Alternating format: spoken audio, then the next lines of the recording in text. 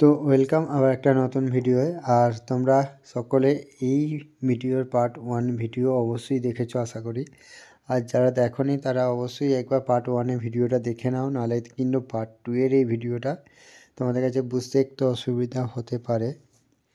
আর আজকের এই পার্ট 2 ভিডিওটা হচ্ছে যে আমরা বিষ্ণুপুর এসেছিলাম, সেই বিষ্ণুপুরের কোথায় কোথায় ঘুরলাম, কোন কোন মন্দির ঘুরলাম, আর সেই সব মন্দিরের কিছু কিছু কাহিনী তোমাদের সামনে আজকে তুলে ধরবো। তো আজকের পার্ট 2 ভিডিও হচ্ছে বিষ্ণুপুর ভ্রমণ, অর্থাৎ বিষ্ণুপুর আমরা কিভাবে গিয়েছিলাম বা কখন বেরিয়েছিলাম, কোথা দিয়ে গিয়েছিলাম, সেটা কিন্তু পার্ট 1 দেখানো হয়েছে। আর পার্ট 2 হচ্ছে এখন আমরা কোথায় কোথায় ঘুরবো। তো অবশেষে তোমরা দেখতে পাচ্ছ যে আমরা দুটো গাড়ি নিয়ে চলে এসেছি বিষ্ণুপুর ভ্রমণ করব বলে। তো এখানে তোমাদেরকে প্রথমেই একটা কথা বলে রাখি, কিন্তু দুটো গাড়ি নিয়ে এলে অবশ্যই তোমরা টাটা সুমো নিয়ে এসো, কারণ এই যে ট্রাভেল বাসগুলো আমরা নিয়ে এসেছিলাম, তো এই ট্রাভেল বাসে আমাদের প্রচুর সমস্যা পোহাতে হয়েছে। তো সেই সমস্যাগুলো 1 নম্বর হচ্ছে এতটাই অলিগলি রাস্তা যে সব জায়গায় আমাদের এই গাড়ি ঢোকেনি। দ্বিতীয়ত হচ্ছে এই গাড়িটা সাইজে বড় হওয়ার জন্য এর পার্কিং চার্জটা কিন্তু অনেকটাই বেশি নিয়েছিল।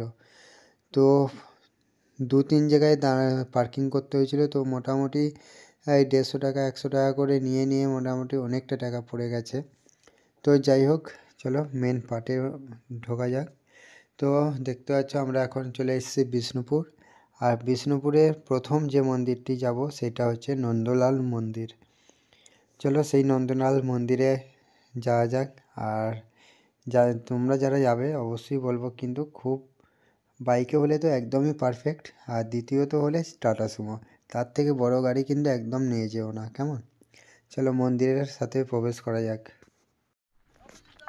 তো আমরা এখন সকলে চলে এসেছি নন্দলাল মন্দিরে। তো নন্দলাল মন্দিরে আসার মধ্যে একটা আলাদা রকম ফিল অনুভব করলাম, কারণ বিষ্ণুপুর জীবনেই প্রথম এলাম, তাও এতজনের সাথে।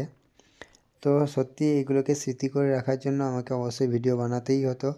যদিও আমি এটা জাস্ট ব্লগ বানাচ্ছি তোমাদের সাথে, কিন্তু এর যে শর্ট ভিডিও রেডি করেছি সেই শর্ট ভিডিওটা দেখলে তোমরা অবশ্যই আনন্দিত হবে। চলো, এই হচ্ছে নন্দলাল মন্দির। দেখতে পাচ্ছ এর চারিদিকে অসাধারণ একটা শৈলী রয়েছে। তো এই নন্দলাল মন্দির হলো আমাদের যে পশ্চিমবঙ্গ, সেই পশ্চিমবঙ্গের বাঁকুড়া জেলায় অবস্থিত আছে একটা শহর, যেটা হচ্ছে বিষ্ণুপুর, যেখানে আজকে আমরা বেড়াতে এসেছি।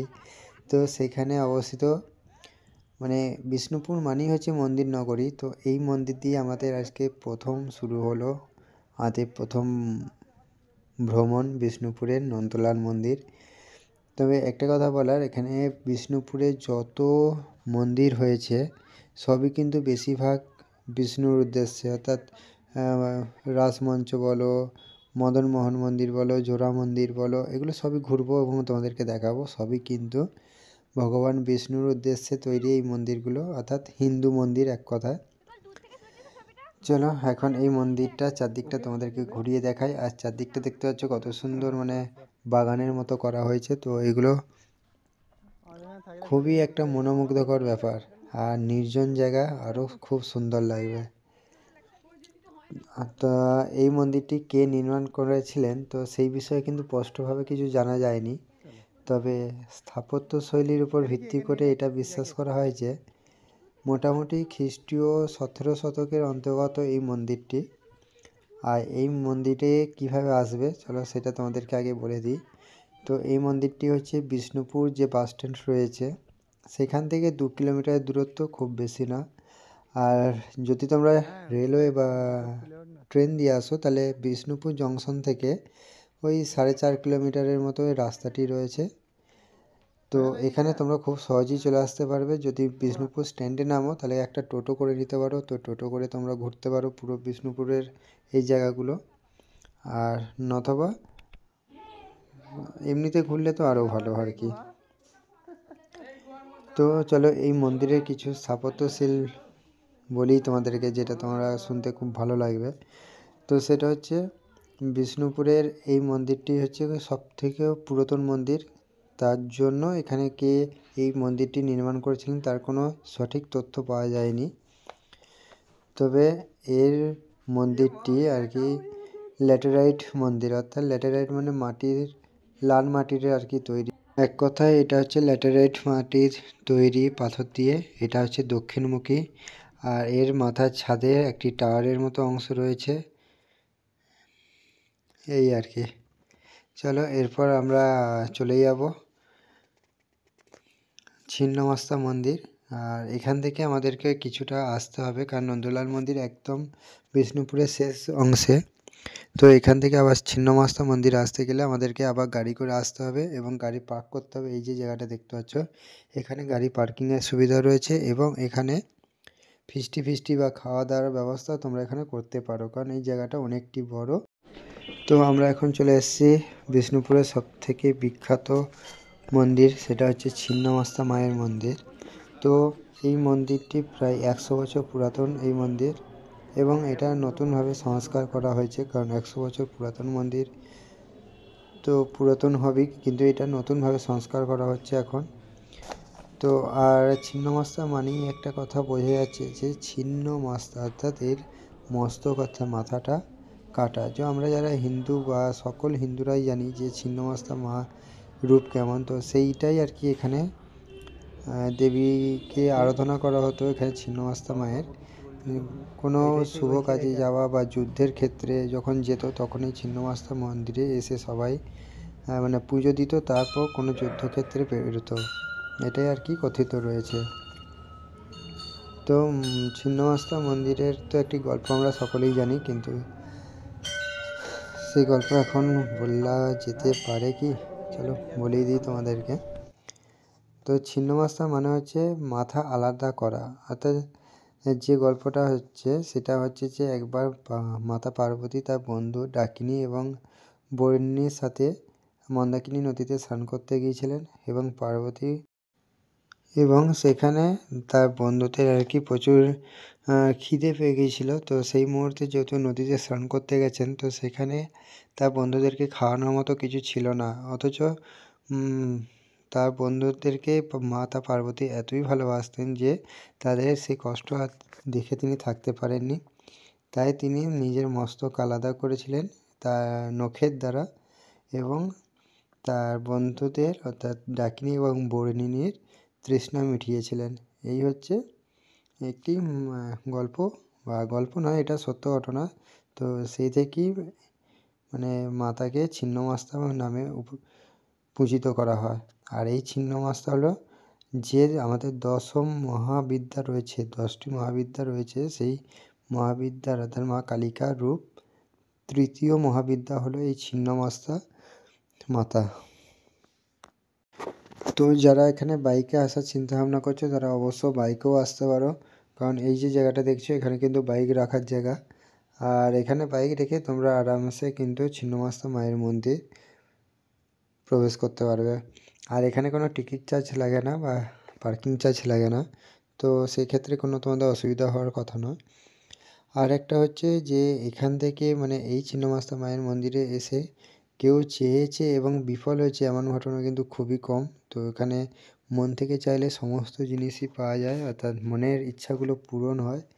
তো আমিও একটা মনের ইচ্ছা জানালাম মায়ের কাছে, যে জানি না পূরণ হবে কি না।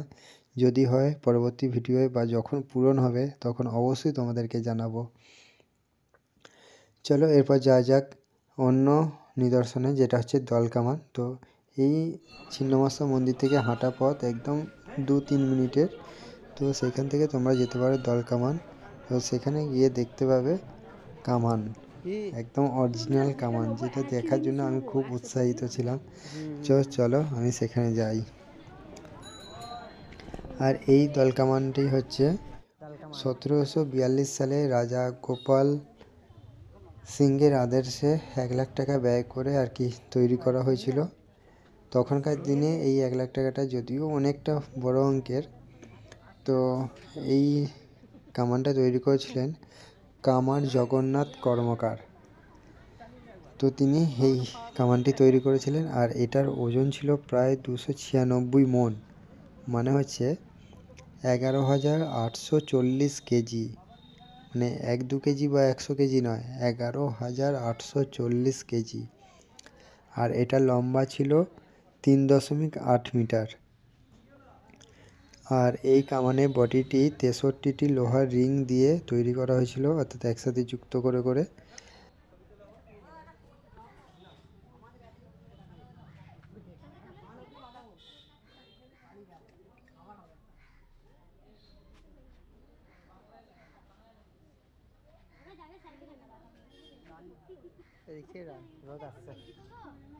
এই দলকামানটির পিছনের অংশে অবস্থিত হয়েছে গান পাউডার ঢোকানোর জন্য একটি খোলা ডিজাইনের, মানে যাতে খোলা যায় আর কি, সেরকম খোলা ডিজাইনের একটা ঢাকনা সিস্টেম তৈরি করা হয়েছে। তো এখানে বারুদ ঢুকিয়ে আর কি ফায়ার করা হতো।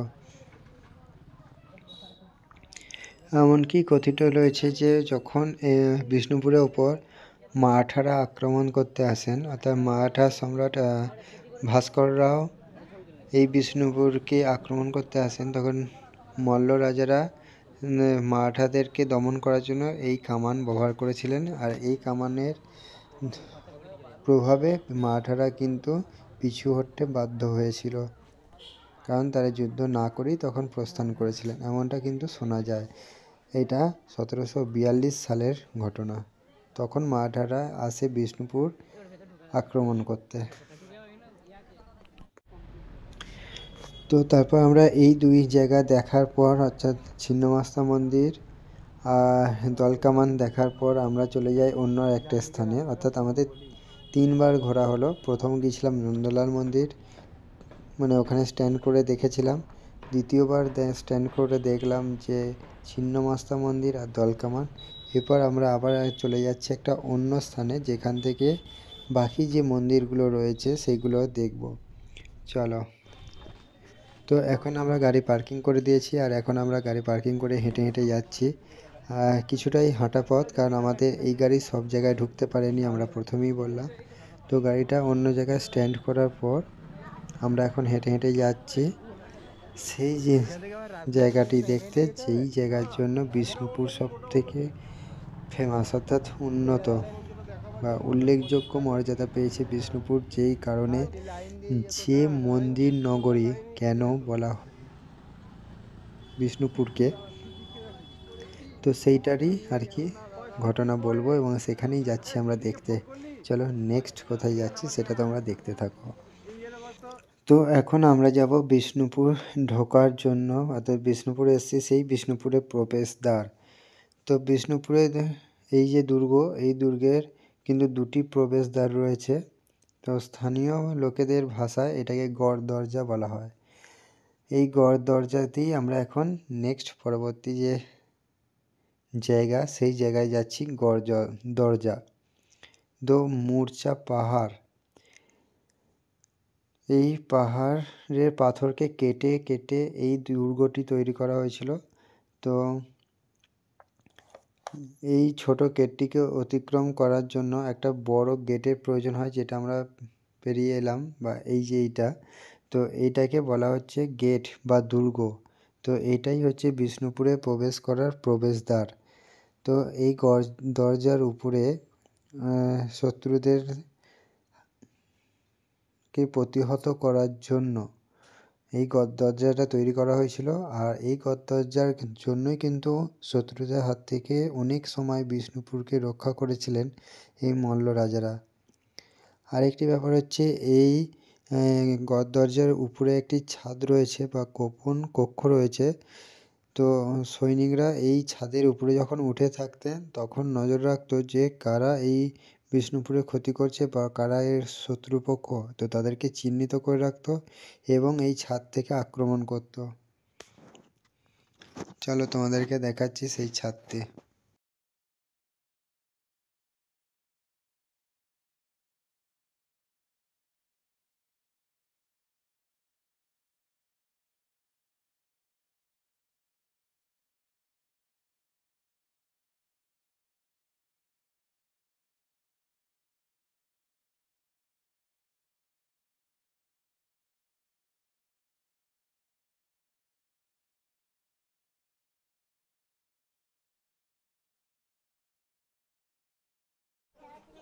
তো এই দরজা পেরিয়ে আরেকটুখানি সামনে এলেই আমরা দেখতে পাবো আরও একটি অন্যান্য স্থাপত্য শিল্প, যেটি হচ্ছে আমাদের হিন্দুদের সবথেকে উন্নত যে মদনমোহন মন্দির। তো সেই মদনমোহন মন্দিরেরই ন্যায় আরেকটি মন্দির হচ্ছে শ্যামরাই মন্দির। তো সেই শ্যামরাই মন্দিরে আমরা প্রবেশ করছি, বা যেটাকে রাধাশ্যাম মন্দিরও বলা হয়। তো এই হচ্ছে সেই রাধাশ্যাম মন্দির। তো এই হচ্ছে তার 3টি স্তম্ভ। এই 3টি স্তম্ভে রাধাশ্যাম মন্দিরের নানান রকম কথা বা উল্লেখযোগ্য কীভাবে স্থাপিত হয়েছিল, এর নিদর্শন কী, তো সেই সব নিয়ে উল্লেখ করা রয়েছে। চলো আমরা এখন ভিতরের দিকে ঢুকে যাই আর ঘুরে দেখি এই রাধাশ্যাম মন্দিরটি। আর তোমরা কমেন্ট করে অবশ্যই জানিও যে এই রাধাশ্যাম মন্দিরটি সত্যি কতটাই সুন্দর, কতটা অতুলনীয়। তো এই মন্দিরটি তৈরি হয়েছিল 1643 সালে। রাজা রঘুনাথ সিংহ এই মন্দিরটি তৈরি করেছিলেন। তো এই মন্দিরটির মধ্যে এতগুলো মন্দির ঘুরলাম, তবে এই মন্দিরের মধ্যে কিন্তু সব প্রথম দেখলাম যে কোনো ঠাকুর রয়েছে বা মূর্তি রয়েছে। তো এই রাধাশ্যাম মন্দিরেই একমাত্র ঠাকুর দেখতে পেলাম। তো যাই হোক, চলো তোমাদেরকে ঘুরিয়ে দেখাই এই রাধাশ্যাম মন্দির। তোমরা দেখো আর কমেন্টে জানিও এই রাধাশ্যাম মন্দির কেমন। তো এতক্ষণ বলছিলাম, কিন্তু এত এবার ঘুরছি তত হাঁপিয়ে যাচ্ছি। তো সেই জন্য আমিও আর কথা বলতে পারছি না। আর এমনিতেও আমার শরীরটা একটু খারাপ, কারণ এই জানুয়ারি ডিসেম্বর যেহেতু ডিসেম্বরে এসেছি, তো সেহেতু ওয়েদার চেঞ্জ হয়েছে আর আমার ঠান্ডাও লেগে গেছে। তো তোমরাই কমেন্টে বলো যে কেমন এই মন্দিরটি।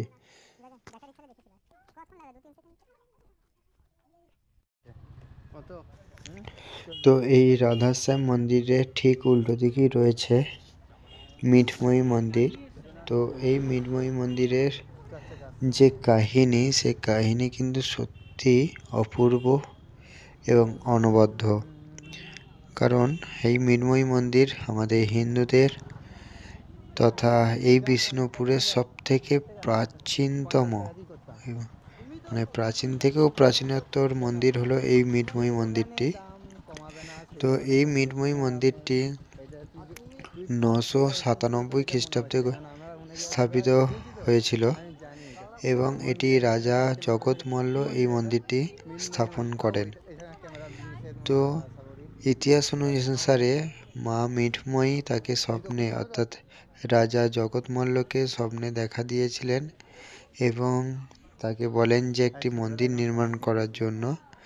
এবং জগৎমল্ল এই স্থানে এই মিঠময়ী মন্দিরটি তৈরি করেন এবং এখানে দেবী দুর্গা মিঠময়ী রূপে পূজিত হন। অর্থাৎ মাতা দুর্গার আরেক রূপ এখানে মিঠময়ী, সেই মিঠময়ী রূপের পূজা করা চালু হয়। আর এখানে একটি ব্যাপার হচ্ছে, এই মন্দিরটি পুনর্গঠিত হয়, কিন্তু এখানে যে মূর্তিটি আছে সেই মূর্তিটি গঙ্গা মাটির তৈরি মূর্তি।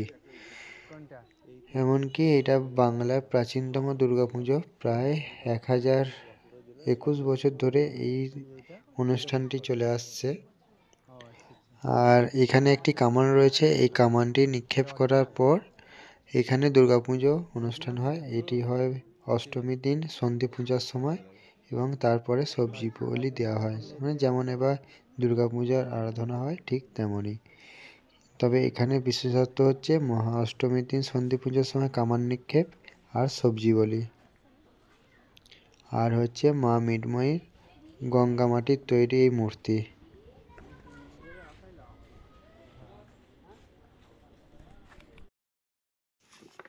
এরপর আমরা মিঠময়ী মন্দির থেকে বেরিয়ে চলে আসি জোড়া মন্দির। আর জোড়া মন্দিরে আসার সময় আমরা এখান থেকে নিই মাটির কিছু জিনিস। অর্থাৎ বিষ্ণুপুরে এসেছি, অর্থাৎ মাটির কিছু জিনিস নেব না সেটা তো হয় না। তো সেই জন্য মাটির এই দুর্গা প্রতিমা আমার খুব পছন্দ হয়। তো আর একটা জিনিস, এখানে কিন্তু বার্গেনিং করতেই হয়, কারণ এখানে জিনিসপত্রের দাম খুবই হাই থাকে, যেহেতু এদেরও এই ব্যবসা জানুয়ারি এবং ডিসেম্বর মাস, এই দুটি মাস, কি খুব বেশি হলে ফেব্রুয়ারি মাস। তো এই কয়েকটা মাসের মধ্যে তাদের নির্ভর করে চলতে হয়, তো সেই জন্য এদের এখানে দাম কিন্তু বেশি থাকে। তো এখানে বার্গেনিং করে যতটা দাম কমাতে পারবে সেটা আবার তোমাদের ব্যক্তিগত ব্যাপার। তবে আমি এখানে এসেছি বিষ্ণুপুরে মাটির একটা জিনিস নেওয়ার জন্য, আর এখানে আমার এক চান্সই পছন্দ হয়ে যায় এই মাটির দুর্গা মন্দিরটি। এই দুর্গা প্রতিমাটি মানে এতটাই সুন্দর গ্লেজি হচ্ছিল যে এটা না নিয়ে আর থাকতে পারলাম না। তাই দু তিনটে মানে দোকান দেখার পর এখান থেকে আমি এই মাটির দুর্গা প্রতিমাটা নিই। আর এখানে দাম নেয় মাত্র 80 টাকা। আর এই 80 টাকার বিনিময়ে আমি পাই মাতা দুর্গার এবং সবথেকে বড় হচ্ছে বিষ্ণুপুরের একটা স্মৃতি। যে বিষ্ণুপুরে আমি এসেছিলাম সেই বিষ্ণুপুরে একটি স্মৃতি গ্রহণ করলাম।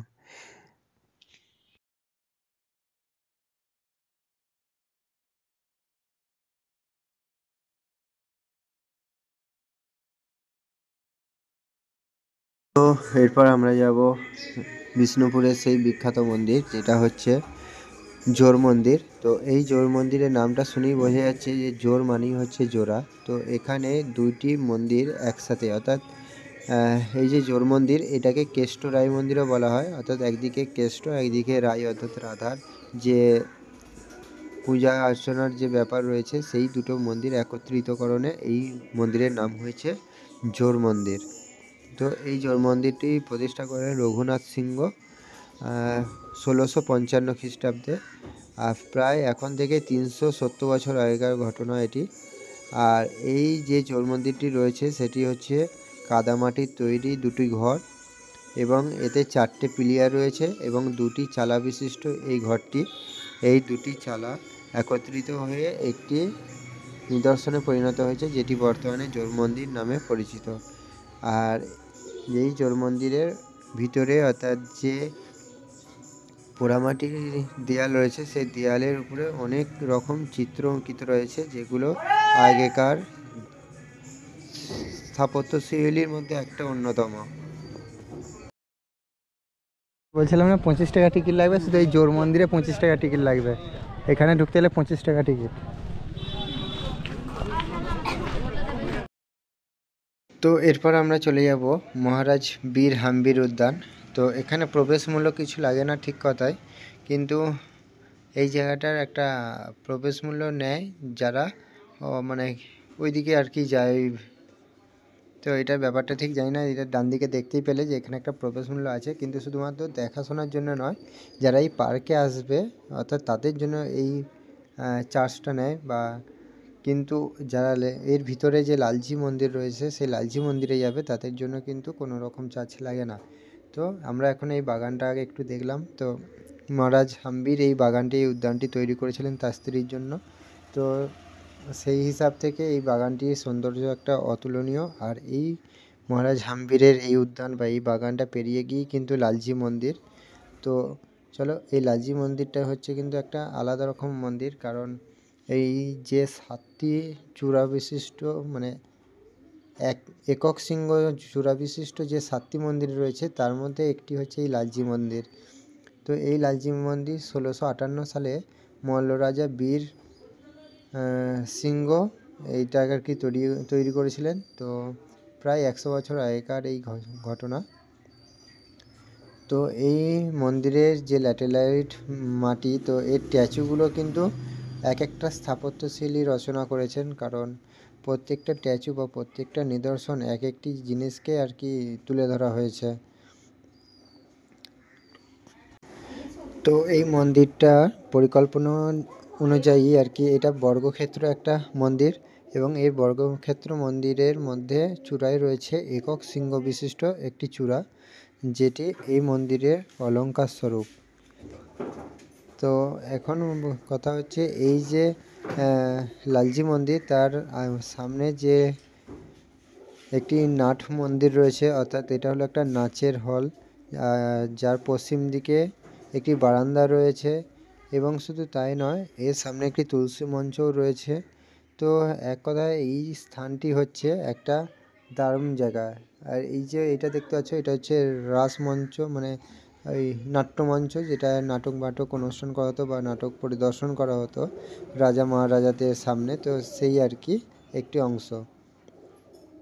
তো সব মিলিয়ে এই লালচি মন্দিরের গুরুত্ব সত্যি অপরিসীম। আর সমস্ত রকম রয়েছে। এটা হচ্ছে তুলসী মন্দির এবং এরই ডান দিকে রয়েছে নাটক মঞ্চ। আর ওই যে সামনে যে ঘরের মতো দেখা যাচ্ছে ওইটা হচ্ছে শিব মন্দির আছে, অর্থাৎ শিবলিঙ্গ আর কি রয়েছে এটা বর্তমানে। তো পুরো দারুণ।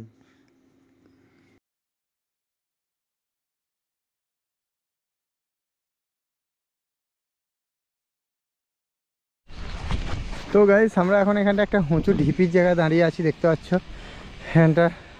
আর এই উঁচু ঢিপি থেকে তোমাদেরকে একবার সংক্ষেপে দেখিয়ে দিই। এটা হচ্ছে দুর্গটা, ওইদিকে আছে জোড়া মন্দির, এটা লালজি মন্দির, আর এটা হচ্ছে শ্যামরাই মন্দির। মানে একই লেভেলে একই সরলরেখায় একদম অবস্থিত সব মন্দিরগুলো। মানে এই জায়গাটায় এলে তোমরা একবারে 6টা মন্দির দেখতে পাবে। আর তারই ডান দিকে রয়েছে ওই যে শ্যামরাই আছে লালজি মন্দির, তারই উল্টো দিকে রয়েছে মৃন্ময়ী মন্দির। তো তোমরা এই জায়গায় এলে একবারে 6টা মন্দির আরামসে দেখে নিতে পারবে। চলো, এটাই দেখানোর ছিল, কারণ তার জন্য এই ঢিপটায় উঠলাম। আর এই ঢিপটায় উঠতে হাঁপিয়ে গেছি। আর এটা হচ্ছে তোমার পাথরের যে দুর্গ, সেই দুর্গটা এই দিকটা। আর আজকে এতটাই কঠিন রোদ্দুর যে পুরো ওই ঘেমে স্নান করে গেলাম তোমাদেরকে এত কিছু দেখানোর চক্করে। চলো যাই হোক, জাস্ট একটা অ্যাডভেঞ্চার, মাইন্ড ব্লোয়িং। চলো গাইস, আবার পরে দেখা হচ্ছে। এরপর যাব বনলতা, তো সেখানে আমাদের একটু দেরি হবে। চলো ঠিক আছে। তো তারপর আমরা বিষ্ণুপুর ছাড়িয়ে চলে যাচ্ছি। এরপর আমরা যাব জয়পুরের জঙ্গল, এবং জয়পুরের জঙ্গল থেকে সোজা উঠব বনলতা রিসর্ট। আর সেখানে কিছুক্ষণ সময় কাটাবো, কারণ একদিনের বিষ্ণুপুর ট্যুর মানে সমস্ত কিছুই দেখার সুযোগ হয়ে ওঠে। কারণ একটা দিন, শুধু একটা দিন নয়, অনেকটা একটা সময়।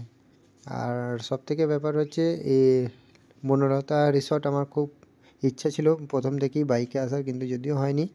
এখন টাটা সুমো করে এসেছি, সেহেতু মানে দারুণ একটা আনন্দ হচ্ছে যে একসাথে আমার অনেকগুলো জিনিস দেখা হয়ে যাচ্ছে, আবার এর সাথে জয়পুর জঙ্গলও দেখা হচ্ছে।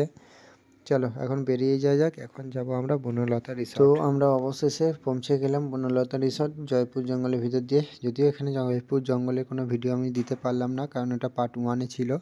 আর আমি সেই ভিডিওগুলো অবশ্য ডিলিট করে ফেলেছি, কারণ মেমোরি জাম হচ্ছিল বলে। তো যাই হোক, এখন আমরা ঢুকে গেছি বনলতা রিসর্ট। আর বনলতা রিসর্টেই আর কি দুপুরের খাওয়া দাওয়ার ব্যাপারটা এখানেই হবে আমাদের। তো এখানে খাওয়া দাওয়া করে কিছুক্ষণ ঘুরবো। প্রথমে কিছুটা ঘুরে নেব, ঘুরে নেওয়ার পর খাওয়া দাওয়া করবো, তারপর কিছুক্ষণ ঘুরে তারপর বাড়ি যাব।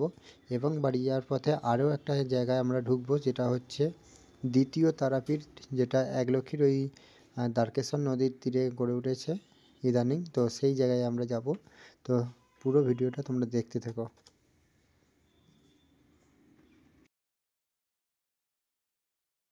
তো সত্যি বলতে বনলতা রিসর্ট এই ডিসেম্বর জানুয়ারিতে আসার একটাই কারণ হচ্ছে এখানে যে ফুলের বাগান টাগান রয়েছে। তো এটা সত্যি মানে মনোমুগ্ধকর একটা পরিস্থিতি, কারণ চারদিকটা যেমন আমাদের পূর্ব মেদিনীপুরে ক্ষীরাই রয়েছে, ঠিক তেমনই বনলতা রিসর্টও কিন্তু ফুলের একটা বাগান তৈরি করে, যেটা দেখার জন্য মানুষ অনেক দূর দূরান্ত থেকে আসে। আর রিসর্ট মানে তো বুঝতেই পারছো, জাস্ট হোটেল নয়, একদম রিসর্ট আর কি। সমস্ত রকম সুযোগ সুবিধা কিন্তু এখানে রয়েছে। তো চারিদিক এতই সুন্দর যে ফুলে ঘেরা প্রকৃতির মধ্যেখানে এই বনলতা রিসর্টকে সত্যি দারুণভাবে ফুটিয়ে তুলেছেন এখানকার সময় যারা রয়েছেন, তো সেই সব কর্মীরা। আর সাথে সাথে এত সুন্দর অসাধারণ ফুলের বাগান কিন্তু সত্যি মানে কোথাও দেখা যায় না ক্ষীরাই ছাড়া। তবে পুরো হোটেলটা বা রিসর্টটা তোমরা ঘুরে দেখো। এর মধ্যেই আমি কোনো কমেন্ট্রি করছি না, শুধু এক কথায় বলে দিচ্ছি, এইখানের প্রকৃতি কিন্তু সত্যিই খুব সুন্দর। আর এই এলাকাটা বিরাট বড়, কারণ আমাদের ঘুরতে প্রায় 2 ঘন্টা লেগে গিয়েছিলো এই জায়গাতেই। আর শুধু তাই নয়, এখানে কিন্তু ঘোড়া গাড়ি রয়েছে, তোমরা ঘোড়া গাড়ি চড়তে পারো। শুধু ঘোড়া রয়েছে, সেখানেও চড়তে পারো। এছাড়াও রয়েছে নানা রকম পাখি, মুরগি জাতীয় সেই ড্রাক পাখি রয়েছে, এমনকি পুকুরে রয়েছে মাগুর মাছ, ঘোড়া, আরও অনেক রকম আর কি পশু পাখি জীবজন্তু অনেক কিছু রয়েছে আর কি। তোমরা জাস্ট ঘুরে দেখো, সমস্ত কিছুই ভিডিওয়ে পেয়ে যাবে।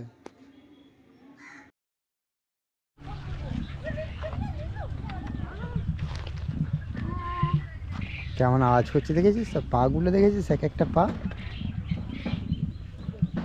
হ্যাঁ, চলো ওইদিকে আরও আছে, দেখবে এসো।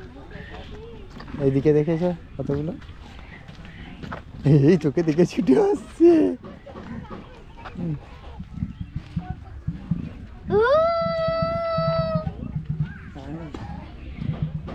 জল খাচ্ছে দেখ,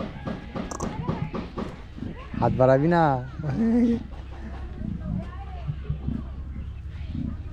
আই দেখ দিকে কেন দৌড়াচ্ছে দেখ, দেখে দেখা যাবে এটা। চোখগুলো দেখ, চোখগুলো।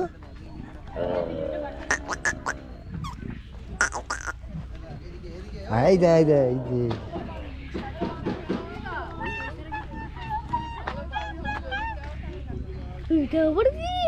হ্যাঁ এগুলো ওই মুরগির মতোই, কি কি বাড়ছে এগুলো।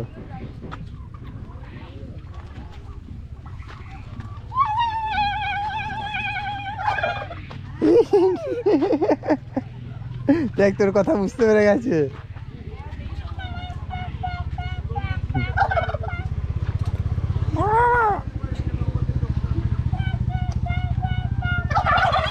এই দে ডাকছে, ডাক ডাক ডাক, এই দে।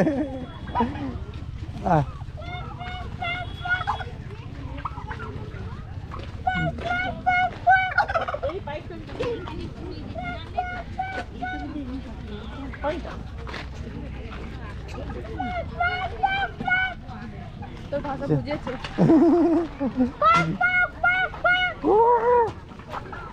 আমাদের কথা বুঝে, এর কথা বুঝতে পেরে গেছি, দেখো সারা দিচ্ছে।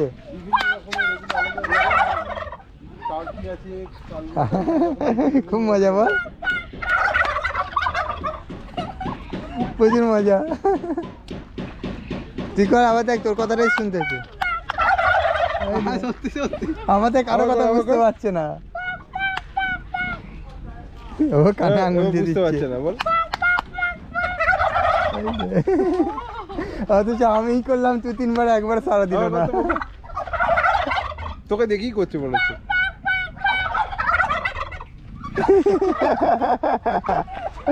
চলে এসো।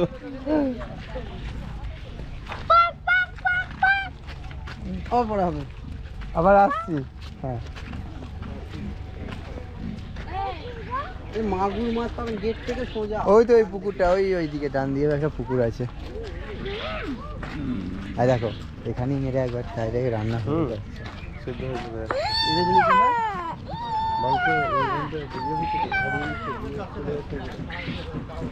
ওই দেখ একটা ঘোড়া, সৃজা। এই এখানে কত পাখি, এখানে কোয়েল পাখি দেখা। এটা কোয়েল বাজ।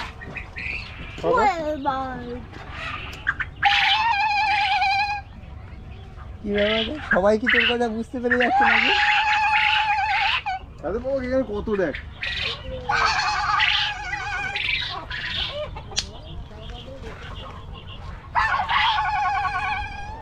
আয় তোর ঘোড়াটার সাথে একটা ছবি তুলে দিয়ে আয়। এই দেখ ঘোড়াটার সাথে। এটা আমার অন্যরকম। আচ্ছা আমি বলছি, এটা যদি কেউ গ্রীষ্মকালে আসে তাহলে কি দেখবে? কিছুই তো নেই।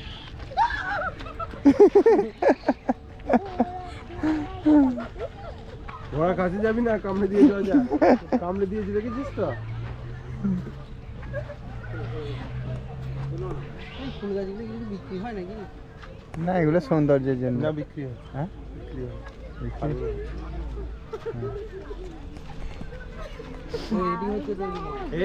কাছে যেও না বাবু। ওর একটা সামনে থেকে ছবি তুলে। হ্যাঁ, তো বনলতালি রিসর্টে এই জায়গাটা হচ্ছে একটা দারুণ জিনিস, সেটা হচ্ছে মাগুর মাছের পুকুর।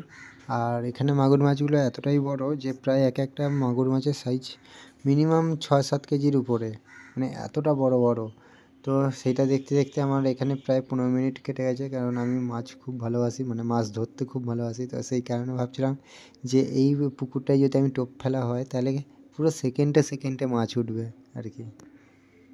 তো তোমরা দেখো, আমি এই ভিডিওটা কোনো ফাস্ট মোশন করছি না, বোঝাই যাচ্ছে না ঠিকই, কিন্তু এক একটা মানে মাগুর মাছের সাইজ কিন্তু বিশাল।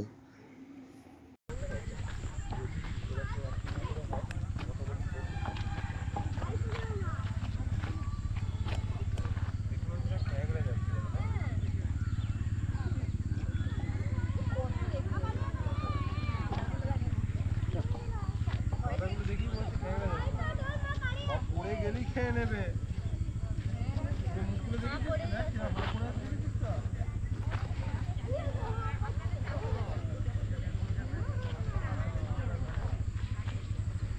এক একটা সাইজ দেখো না। শুভম তো পাড়ি গেছে রে, করলে মায়াপুরে তো এরকম আছে না একটা পুকুরে? হুম। ওহ ওহ লাভলি। ক্যাপচার হলো ভালো। এগুলো তো তুমি ছোট, ওইটা যেভাবে এলো, ওইটা আসছে, ওই একটা দেখো, ওই একটা আসছে। ওটা মনে 3-3.5 কেজি ওজন হবে যেটা আসছে। বেশি সারাদিন দেখতে থাকলে সকাল থেকে রাত হয়ে যাবে, দেখে মন ভরে যাবে। হ্যাঁ ওইটাই তো বড় পাড়াটা। এই দেখ এখানে একটা আছে। খাবার টাবার কিছু থাকে না, ওরা খাবার দিতে বারণ করে। এটা আবার সাদা, ওগুলো কালো, এটা সাদা। এইবার যদি আমি ঝাপটে দিই। এই দেখো এখানে, এখানে কি না এটা না,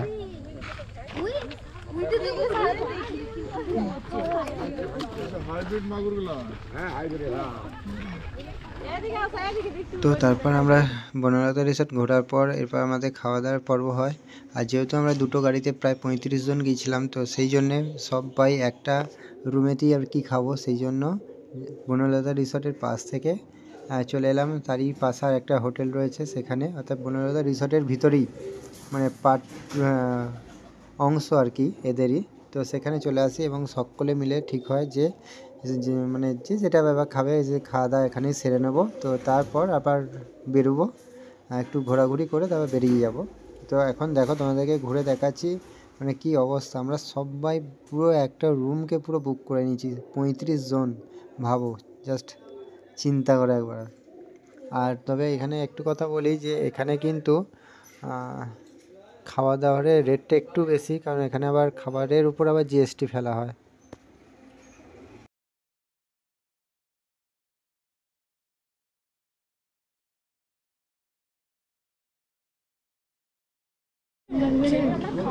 কিসের তরকারি রে? এটা ফুলকপি। ফুলকপি দেখতে পেয়েছি। আমাদেরকে খাবার দিয়ে চলে গেছে, আর এদের দুজনকে খাবার দেয়নি। আরম্ভ করে দাও।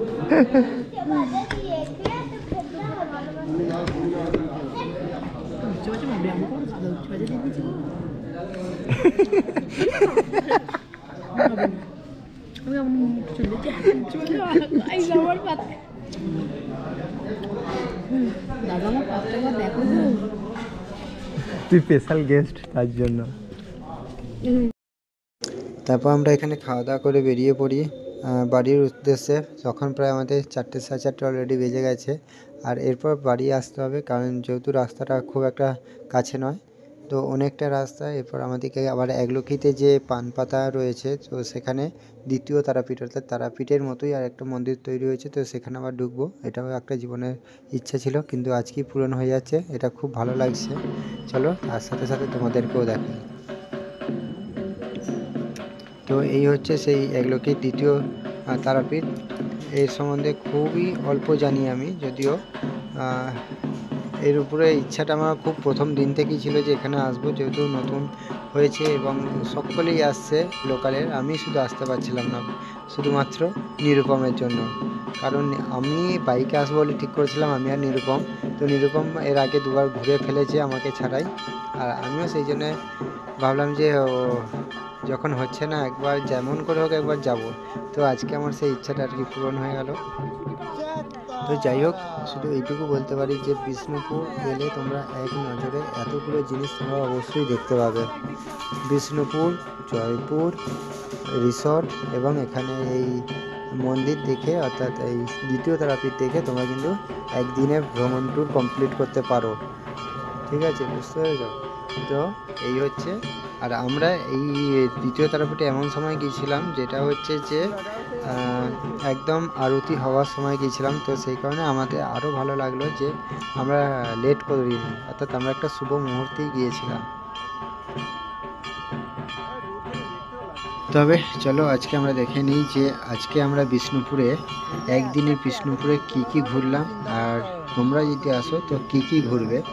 তো প্রথমেই আমরা যেটা ঘুরেছিলাম সেটা হচ্ছে নন্দলাল মন্দির, তারপর হচ্ছে ছিন্নমস্তা মন্দির, 3 নম্বরে রয়েছে রাসমঞ্চ, 4 হচ্ছে মৃন্ময়ী মন্দির, 5 হচ্ছে জোড়া মন্দির, এবার শ্যামরাই মন্দির, গড় দরজা,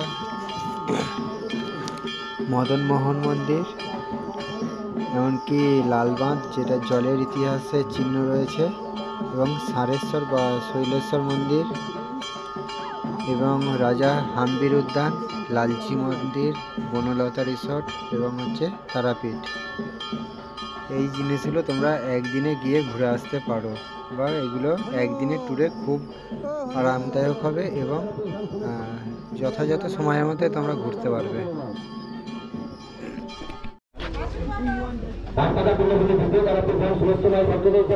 আপনারা জুতো হাতে করে খুলে কেউ মন্দিরে প্রবেশ করবেন না।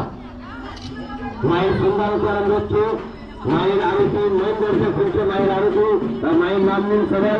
মায়ের সন্ধ্যা আরতি মায়ের মন্দির থেকে আপনারা সরাসরি দেখতে পাবেন। মায়ের সন্ধ্যা আরতি আপনারা নাগ মন্দির থেকে সরাসরি আপনারা নিজেরা দেখতে পাবেন। নাগ মন্দিরের উপরে চলে যান। এইসব মায়েরা বাবারা এখনো নিচে রয়েছেন, মায়ের সন্ধ্যা আরতি দেখবেন, আপনারা উপরে চলে যান। মায়ের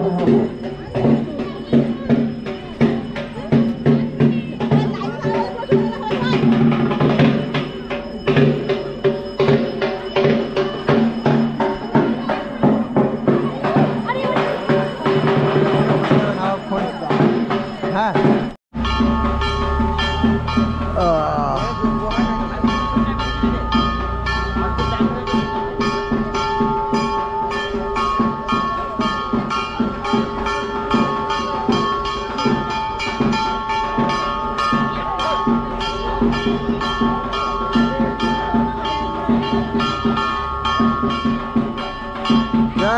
তারা বল, তবে তো হবে। হ্যাঁ, কানমল আগে, কানমল ভাই, যা ভুল করেছি মা ক্ষমা করে দে মা।